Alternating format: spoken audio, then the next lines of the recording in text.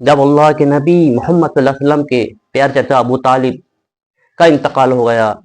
اور ان کی پیاری بیوی حضرت خدیجہ رضی اللہ تعالیٰ عنہ کا بھی انتقال ہو گیا، جو آپ کو ہر مصیبت میں،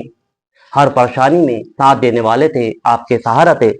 لیکن دونوں انتقال کر گئے، تو حضرت نبی کریم صلی اللہ علیہ وسلم اکیلے تنہا جو ہے دین کی محنت کرنے لگے، لیکن اللہ رب العالمین آپ کو غمگین دیکھتے، پھر اللہ رب العالمین نے آپ کی دلجوئی کے لیے آپ کو معراج کا سفر کرایا۔ وہ سفر کیسے کرایا کہ حضرت جبریل علیہ السلام کو بھیجا گیا اور آپ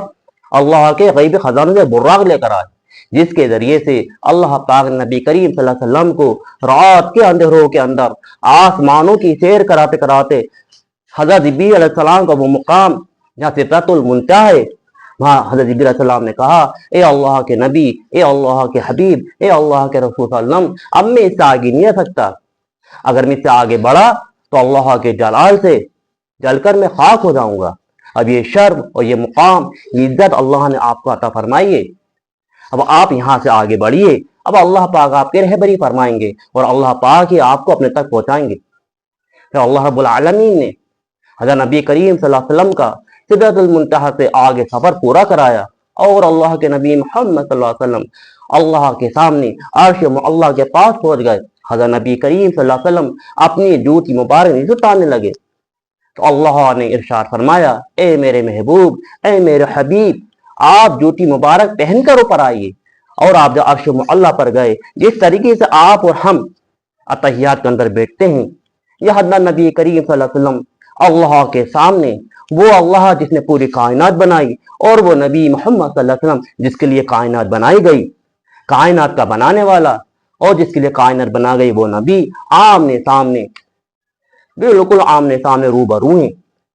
اللہ کے نبی صلی اللہ علیہ وسلم پر کی زبان مبارک پر اللہ پاک نے جو الفاظ آپ کی زبان سے ادا کروائے وہ کیا تھے؟ وہ الفاظ یہ تھے، التحیات للہ والصلوات والطیبات۔ یہ کون عرض کر رہا ہے؟ اللہ کے نبی محمد صلی اللہ علیہ وسلم یہ الفاظ اللہ پاک ادا کرا رہے ہیں۔ پھر اللہ پاک نے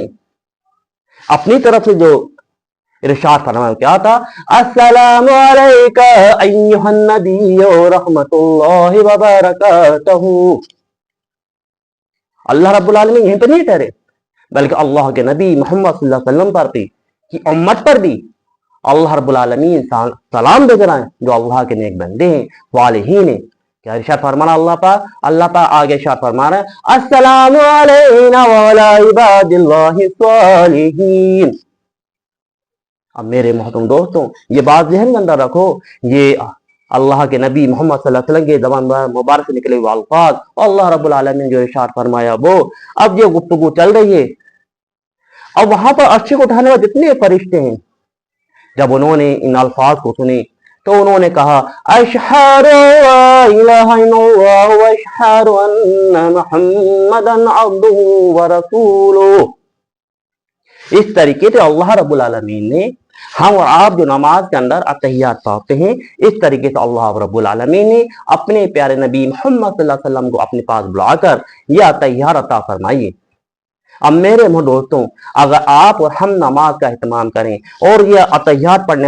رہا ہوں تو میرے دوستوں، جیسے اللہ رب العالمین نے اللہ کے نبی محمد صلی اللہ علیہ وسلم کو اپنے پاس بلا کر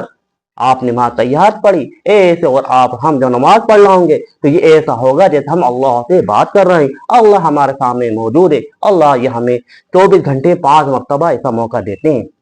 لیکن اللہ ہم سب کو معاف فرما دے، ہماری غفلت ہم اس سے دور ہو گئے۔ اس لیے کوشش کرو اس بات کی کہ ہر 24 گھنٹے کے اندر 5 مرتبہ آذان ہوتی ہے، اس کے اندر ہمیں موقع دیا جاتا ہے کہ ہم اللہ سے بات چیت کریں گے انشاءاللہ، نماز کی پابندی کریں گے بھائی انشاءاللہ۔